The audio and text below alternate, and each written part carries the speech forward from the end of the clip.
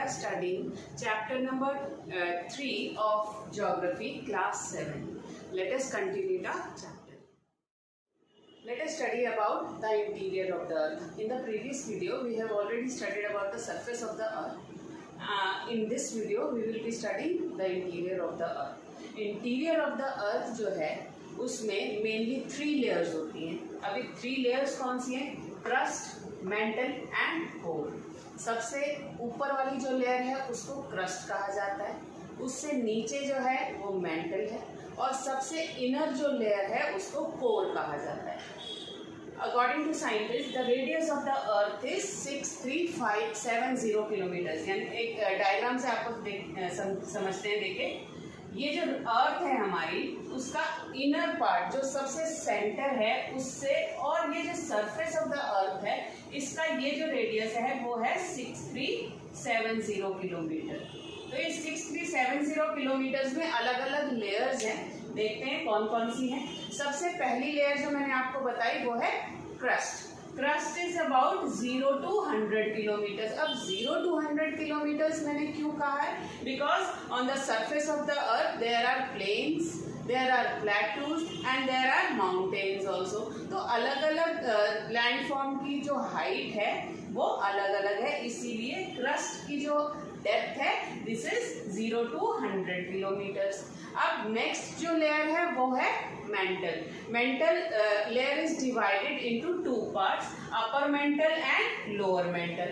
तो upper mantle behind the crust it is upper mantle. Upper mantle की जो depth है दैट इज 660 किलोमीटर. यानी अपर मेंटल जो है वो 660 किलोमीटर तक फैला हुआ है इंटीरियर ऑफ द अर्थ में.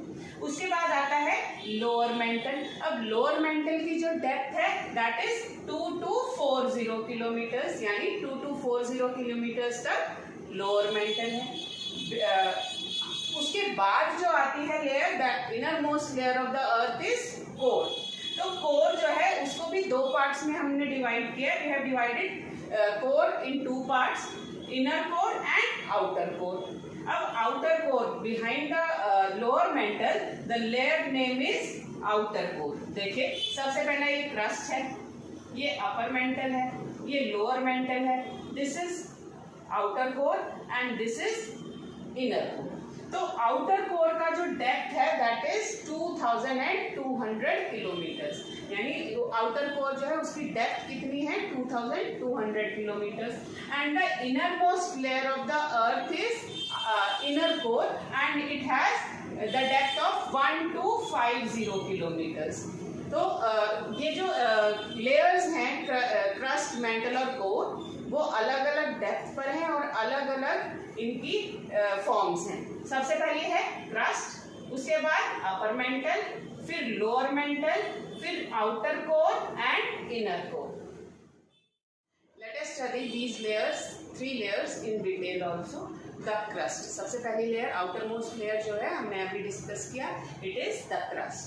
It is the thin solid layer covering outside the earth.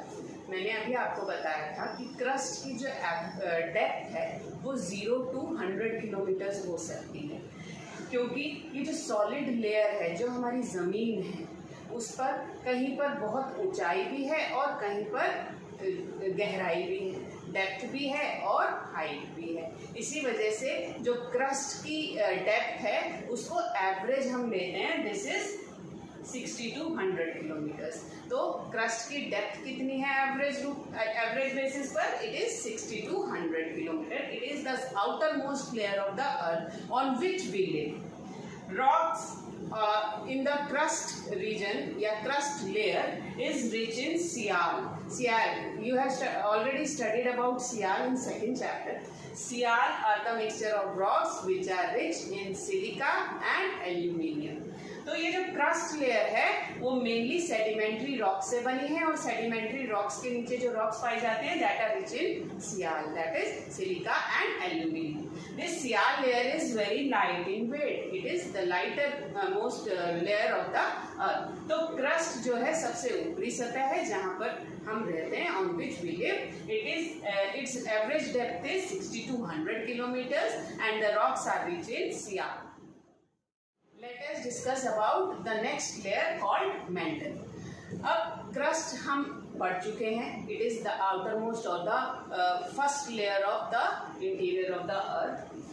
Beneath the crust layer, it lies the mantle. Mantle जो है वो crust के नीचे होती है layer. Its depth is around 2,900 kilometer. We have already discussed by the diagram. The depth of the mantle is 2,900 kilometers because the mantle is divided into two parts. That is upper mantle and lower mantle. Lower mantle जो है वो thickness में ज़्यादा है और upper mantle कम है. The depth of upper mantle is 660 kilometers and the lower mantle is 2240 kilometers. That means totally the depth of the mantle is 2,900 kilometers. And the rocks which lies in the mantle layer is rich in sima. Sima you have already studied. Sima are the rocks which are rich in silica and magnesium. And this sima layer is also very heavy. Sial is lighter material and sima is heavier material. Let us study about the innermost layer of the earth called core. Innermost part of the earth is called core. Thickness or depth of the third layer or innermost layer core is about 3470 kilometers. तो इसकी जो depth है वो कितनी है 3470 kilometers है. We have already discussed in diagram that core is also divided into two parts, inner core and outer core. Inner core की जो डेप्थ है वो है 1250 kilometers और outer core की 2220 kilometers. That means in a combined way, total thickness of the core is 3470 kilometers. Rocks in core layer is rich in knife. Knife means rocks rich in nickel and iron. Ni is the symbol of nickel and Fe is the symbol of iron. One important thing need to be noted here is because of high temperature. अभी आपने पढ़ा था कि अर्थ के interior के बारे में हम इतनी ज़्यादा स्टडी नहीं कर पाए because there is very high temperature inside the earth surface. तो हाई टेम्परेचर की वजह से sometimes solid rocks is converted into molten state. What is molten state? It is the liquid state. Molten state is also called the lava. कई बार जो rocks हैं वो high temperature की वजह से पिघल जाती हैं और किस में कन्वर्ट हो जाते हैं? इट इज लावा. अब लावा जो है वो कहीं ना कहीं से तो निकलेगा और अर्थ की सरफेस के अंदर से कहीं से तो निकलेगा. इसलिए it comes out and forms three different land forms. अब लैंड फॉर्म्स कौन सी हैं? अगर वो ओशन के अंदर से निकल रहा है, ओशन के फ्लोर से निकल रहा है, that forms a new sea floor. अगर वो on the surface of the earth है, it can form a mountain और अ प्लेन. तो ये जो लैंड फॉर्म्स हैं, नए लैंड फॉर्म्स किसकी वजह से बनते हैं? कई बार लावा की वजह से. Lava comes out through volcanoes. Volcanoes के बारे में आप सबको पता है, ज्वालामुखी कहते हैं हिंदी में. तो वॉल्केनोज की रास्ते लावा जो है वो या तो ओशन फ्लोर पे या फिर सरफेस ऑफ द अर्थ पर आता है और नए लैंड फॉर्म्स बनाता है. New sea floor is a land form. Mountain is also a landform and plateau is also a landform. Mountains and plateaus are landforms on the surface of the earth and new sea floor under the seabed. So guys, I hope you have understood the lecture.